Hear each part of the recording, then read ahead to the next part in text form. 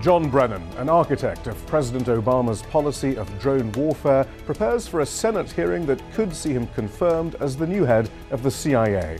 But will recent revelations about the program cause even supporters of the president to think again? You're watching Inside Story Americas from Washington.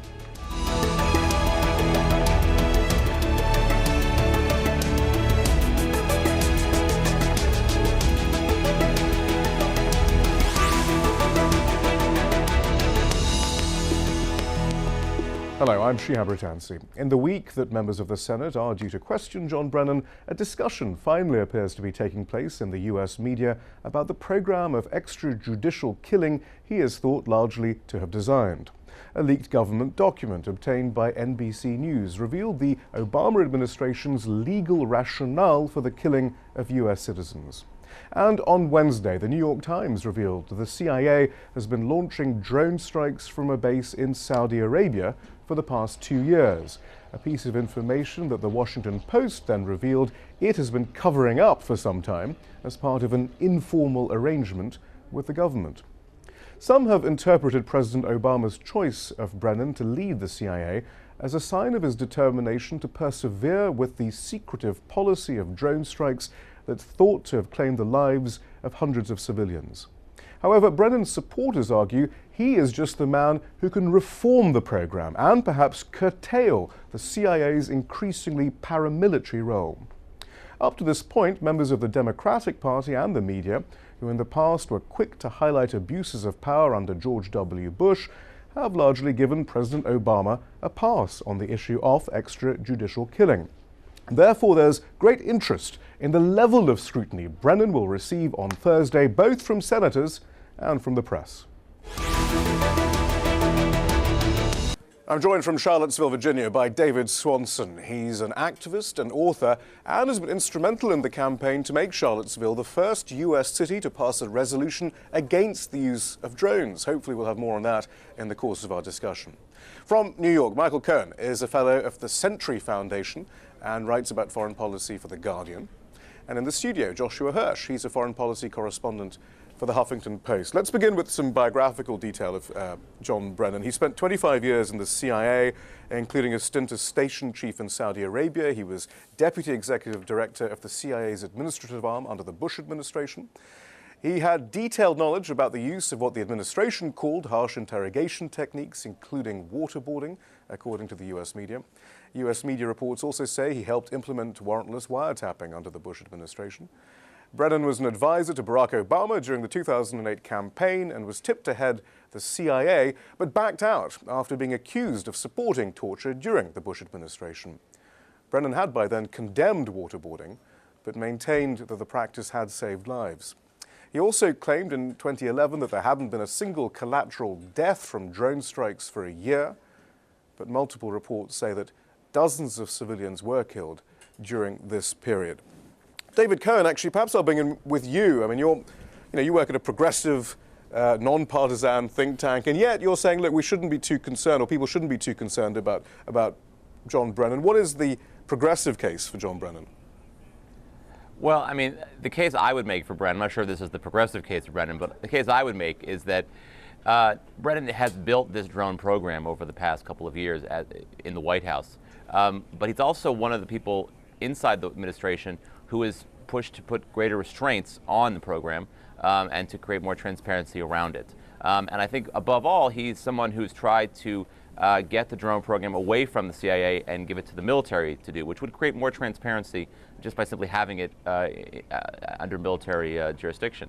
So, my sense of Brennan is it's sort of a perverse argument to say, well, he's the guy who built it, so he's the person who can reform it. But there is some truth to it. And, if press reports are any indication, he does seem to be somebody who does want to reform the program, make it more transparent. And in that sense, especially since he's so close to Obama and has such a good relationship with Obama, he might be the best person to do it. David Swanson, does that put your fears at ease? Absolutely not. I've heard no commitment from Mr. Brennan to take the drone program away from the CIA. I mean, this is like Obama supporters in the elections expecting better from him than what he promises. I don't think we can expect that. This is someone who was not considered qualified 4 years ago because of his involvement in torture and rendition and so forth. And we can say, well, he criticized these practices internally. Well, he did not resign. He did not speak out. He did not follow his legal obligation to expose crimes to the public. And here is someone who is just as involved in a program of killing extrajudicially out of the White House. And the fact that he may have exercised a little more restraint than he might have or than someone else might have doesn't qualify him to remain in government service, much less to get this kind of promotion. Joshua Hirsch, when you're trying to report here in D.C. about Brennan and what he stands for, are there difficulties? Do we really know who he is? I think that's what makes, that's what's going to make tomorrow in the confirmation hearing so important. It's going to, in a way, be Brennan, potentially. I mean, you never know, because Congress, sometimes they ask questions, sometimes they don't. Sometimes they ask random questions. But, it's a chance for us to actually it's going to be his coming out day in a way. We're going to get to find out really what are his principles where it comes to drones, and what are his limitations that he sees, and what are the reforms he'd like to see if he does. I mean, I think that Michael, I think both of these guys make very astute points and Michael in particular, this idea that Brennan, because he's the architect of it and because he's expressed some interest in reining it back, he might very well be the best person to do it. But we don't really know where he stands on that, and that's what's going to be interesting. Sort of anonymous briefing has led us to believe that suddenly he's against the CIA. Well, anonymous briefing, there was a big profile of him in the Washington Post, but these profiles, of course, they're orchestrated media affairs, right? So there's his confirmation. Exactly. Yeah, and there's an attempt that they're trying to make a point of. So I mean, that's the problem as well, Michael Cohen. He has been caught being what some charitably might say is economical with the truth in the past, whether it's about civilian casualties from drone strikes in the aftermath of Osama bin Laden's death. He was a supporter of wiretaps. He defended the New York Police Department's very expansive spying program on Muslims. How do you know that his heart is in the end in the right place?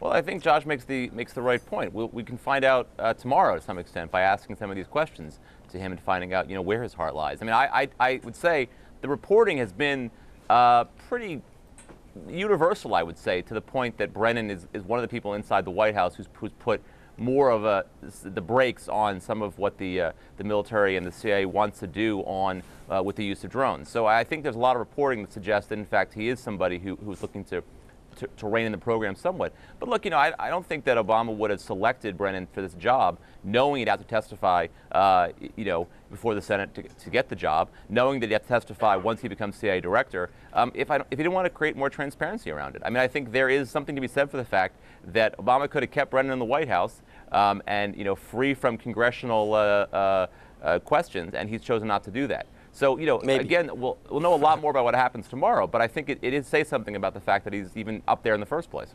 But as far as putting the brakes on programs that might seem constitutionally questionable, David Swanson, there is that question of what he was doing while the Bush administration was torturing, and he was number 3 in the CIA. Well, he was going along. He was making sure the rendition flights got where they needed to go. He was not speaking out. He was not exposing crimes. And to suggest then years later that the way we should find out what abuses and crimes our government officials are committing is to nominate them to higher office and have them come in for a hearing strikes me as outrageous. I mean, Congress can bring John Brennan in and question him. They can subpoena him if he is unwilling. They could do so at any time. It's if nominating him for this high office is the only way to question him, then fine, bring him in and question him. But then he needs to be rejected, not confirmed, unless his answers are absolutely astounding and unexpected. Josh, as far as you can tell from your reporting, how concerned is Congress? And I suppose you do wonder whether President Obama might have expected there to be such discussion about drone warfare. One of the things that was at this moment when he was about to be confirmed. Perhaps he did think he might be able to sneak it through. No, absolutely not. And one of the things that was so interesting, I think, about yesterday, the day after this white paper that emerged from the Department of Justice outlining the administration's view of what's legal and what's not legal in terms of drone usage and targeted killing. One of the things that was so interesting, that struck me at least, you saw Ron Wyden, the senator from Oregon, come out and make a strong statement about it. You didn't see all that much else from people in Congress, to be really honest. I mean, today we saw some members of Congress saying that the Senate should get behind Obama and his drone policy. I'm actually a little bit surprised by how little uproar it's caused, and it makes me think, I would have thought yesterday that this was going to be a raucous hearing tomorrow, but now I'm starting to think a little bit more increasingly that maybe Congress is satisfied with what they heard. Maybe the Intelligence Committee thinks, we saw what we needed to see, we'll just ask them a couple questions and move on. Well, that's interesting. I mean, well, we did a whole show on the white paper itself yesterday, but briefly to attempt to summarize this, it basically suggested that a senior U.S. administration official could order the killing of an American citizen without due process, as commonly understood by the term, even if he or she poses no imminent threat, again using the commonly understood definition of imminence, anywhere in the world, even if that country where the execution was to take place was not, did not give its consent. I mean, that was basically it in a nutshell. Right. Michael Cohen, perhaps you could sub-edit my summary there. That's about it there, really. That is about it. But I think we should be a little clear about what that memo was. I mean, it's not the legal justification for the killing of American citizens who are affiliated with Al-Qaeda. We haven't seen that memo yet. I think it's a real problem that we haven't seen it. I think it's a real failure. It's a summary of administration. memos, we think. Memo. Yeah. Right. We do, but I mean, I think my sense of it is that what's in that white paper is very similar to what Eric Holder said not so long ago in a speech at I believe it was at Northwestern University. So there wasn't a lot of new But in that speech, he said there had to be an imminent threat of already. violent attack. I mean, and he didn't choose to actually define what he felt imminent meant. I guess that was the difference, wasn't it? I mean, that is one important difference. And of course, I think the issue is less the question of imminence. To me, at least, the question is more, what's the process for choosing, who is being targeted under this program? I mean, to me, I look at that white paper and I look at the memo, even justifying this as very narrowly tailored to the fact that the administration wanted to find legal justification for killing al-Awlaki, who was an American citizen affiliated with Al-Qaeda. I'm personally less concerned with the notion that Obama's going to start running around killing Americans because he deems them to be terrorists. But nonetheless, what that memo, I think, speaks to is the lack of transparency from the administration on some of these issues. And I think the lack of transparency on this particular memo that justified the killing of al-Awlaki is really problematic. And I hope that senators tomorrow will push him on it. But keep in mind, the Intelligence Committee, which is going to be questioning Brennan tomorrow, they know a lot of what's going on with the drone campaign. They're not in the dark about this.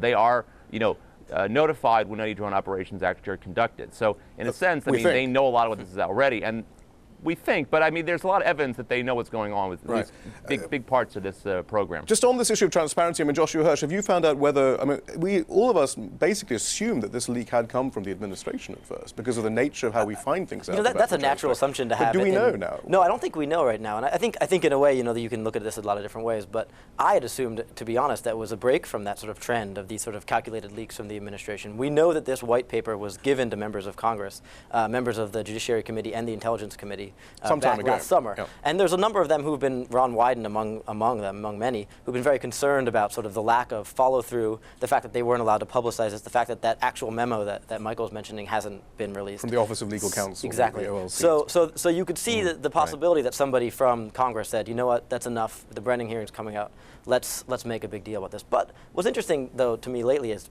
to be completely honest, I mean, the fact that the White House has sort of jumped on it and said, all right, you have that white paper now. This is what Jay Carney said recently. You have that white paper, so now you don't have any more questions for us. And that was kind of interesting. So they think this was exculpatory in some ways. They think this was going to put everyone's mind at ease.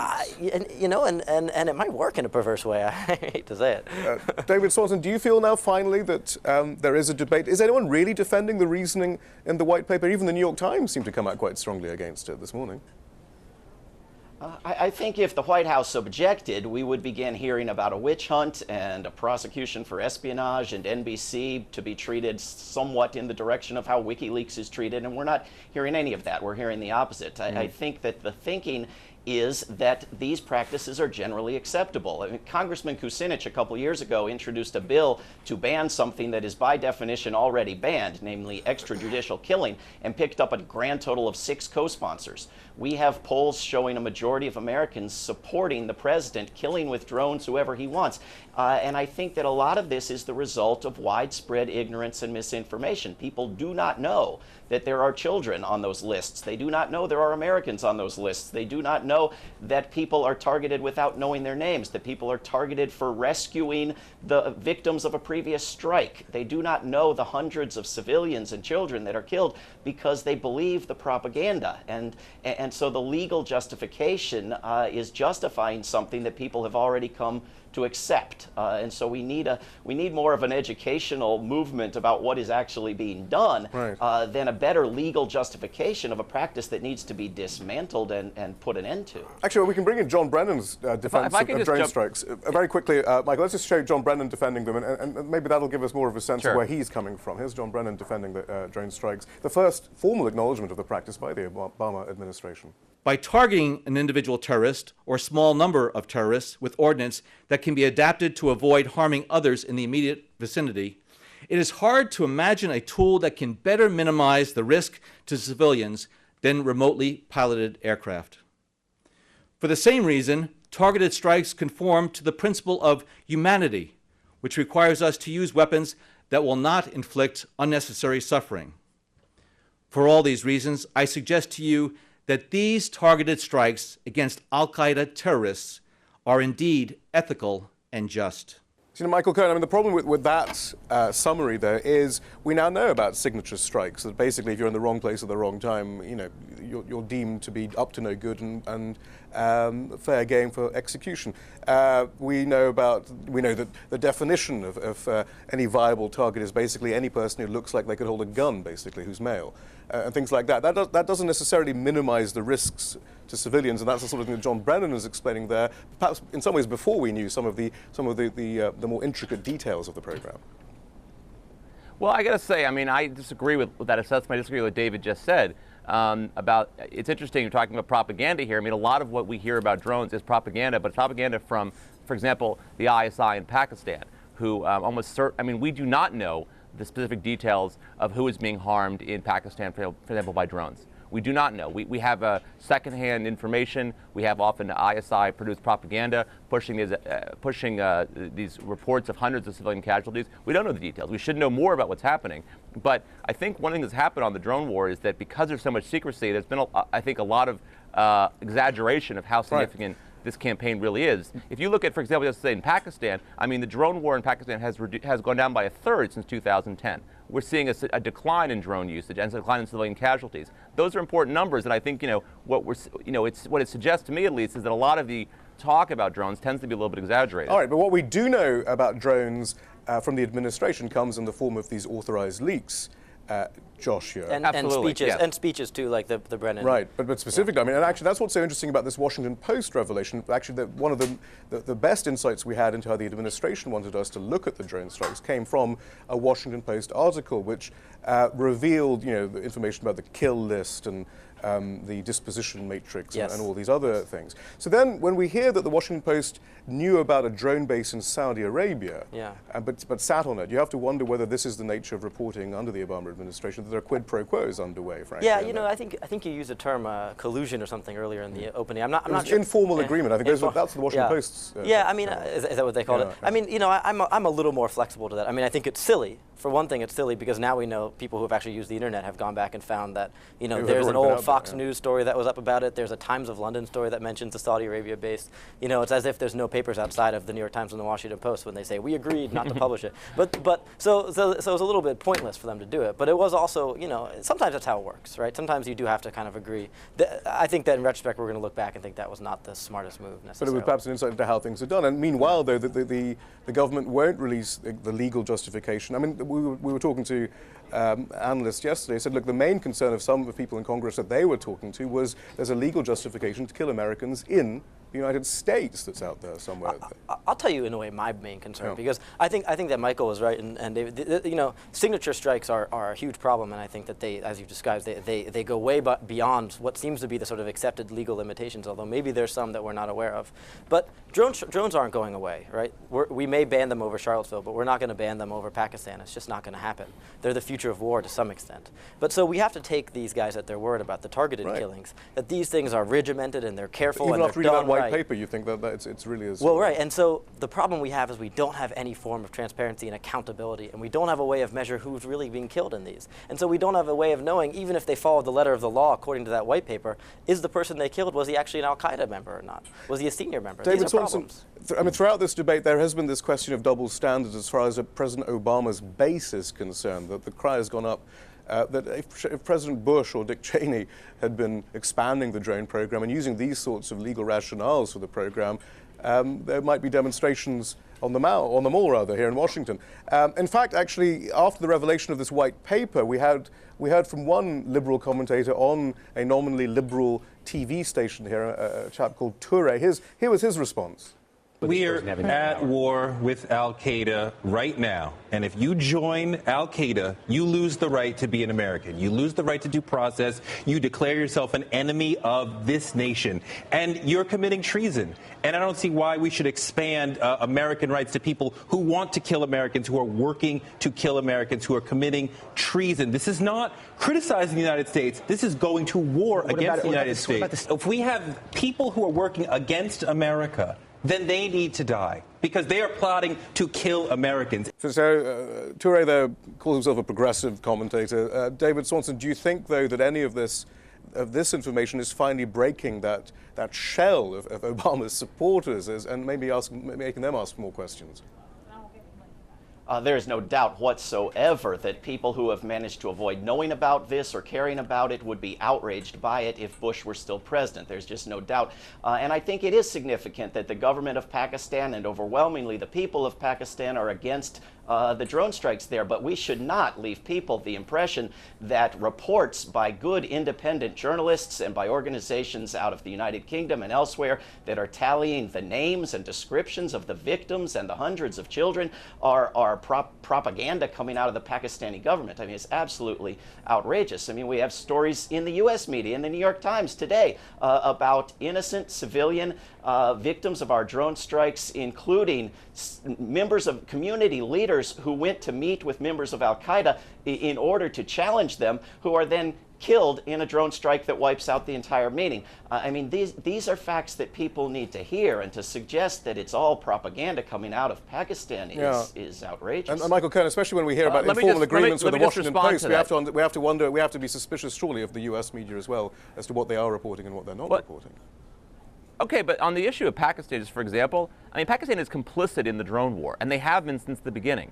You know, we've actually killed Pakistan militants who oppose the Pakistani government on behalf of Pakistan. So the notion that the Pakistani government opposes the drone war, they use the drone war as a way to raise up anti-American targeting, animus. I think, is the question. They may actually use drones for their own ends, but they might not particularly want particular targets to be hit. I mean, that's the question. Yes, they don't want to target. For example, they don't want militants that they support that are going across the border and killing American soldiers in Afghanistan. That's one group that they don't want the U.S. to target, which the U.S., which by the way is the lion's share of drone strikes that go on, isn't there right are not actually against Al-Qaeda. You know? I mean, I guess it's this question of sovereignty. Well, I mean, Afghanistan's a sovereign country also. We only have 2 minutes left, David Swanson, as we talk about the growing nature of the discussion of drone warfare, finally the growing nature of the discussion of drone warfare in the U.S. Talk us through what happened in Charlottesville on Monday. This resolution was passed. What is this about? What are you trying to get at here? Well, there's a great deal of concern across the political spectrum in the United States about surveillance drones being put in U.S. skies, and in some cases drones already weaponized with rubber bullets and tear gas and so forth being put in U.S. skies. The safety, the violations of the Fourth Amendment and the First Amendment, these types of concerns are resulting in resistance. We have 11 state governments taking up bills to put moratoriums on drones, to ban or restrict or regulate drones. And Charlottesville was the first city to pass a resolution restricting drone use in Charlottesville and making recommendations to the state and federal government. But it also opens up a discussion for people who haven't otherwise heard it about what the federal model is, what drones are being used for abroad. And I think it's very, very useful for people to begin to discover that the drones are not necessarily making us more safe, that the drones are taking warfare into nations where we weren't on the ground with another form of warfare, because people have this imagination that drones are scaling back other worse forms of warfare, and therefore drones are good. But there wasn't a ground war in Yemen. There may have to be after the damage from all the drone strikes, but there wasn't before. And so opening up that conversation, to me, is one of the great advantages of people getting outraged about a similar technology at home. David Swanson, thank you very much. Michael Cohen, thank you very much as well. Joshua Hirsch, thanks. That's all from the team in Washington, D.C. for now. Don't forget to follow us on Twitter and Facebook, where you can find more information about the program. And we want to hear from you. Tell us what stories you think we should be covering. Send your ideas directly to us at insidestory@aljazeera.net.